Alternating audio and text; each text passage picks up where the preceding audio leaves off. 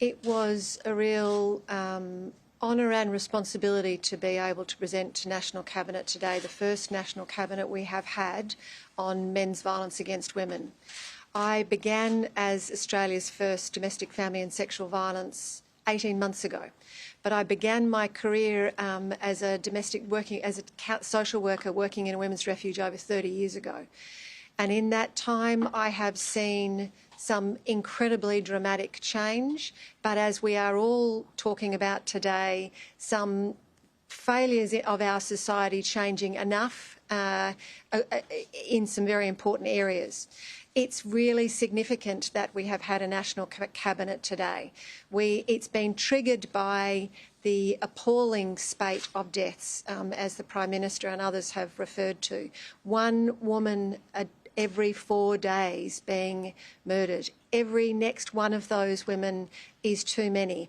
Like many of you, I wake up every day and pick up my phone worried about what news I'm going to see and the impact that that will have on communities. But we also know that that's just the tip of the iceberg. I met yesterday with the National Lived Experience Advisory Council, which I think is one of the most important things I've been able to achieve as I've undertaken this role, bringing together people from across the country who have direct lived experience of domestic, family and sexual violence.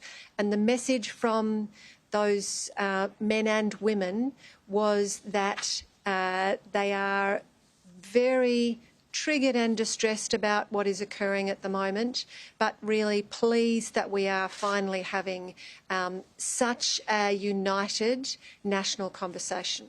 I agree with what the Prime Minister said about the National Cabinet today. It was a very unified discussion. There were very consistent themes, and I was very pleased to hear the commitment to come back next quarter to report on the efforts that are being made across the country, and to keep a spotlight and to keep efforts really on the national agenda to end domestic and family violence. We have a national plan, which is a very good national plan, but no plan in such a complex area can be a set and forget plan. We need to be constantly looking at what is emerging and changing, and absolutely technology changes are part of that, and we need to be looking at what do we need to prioritise.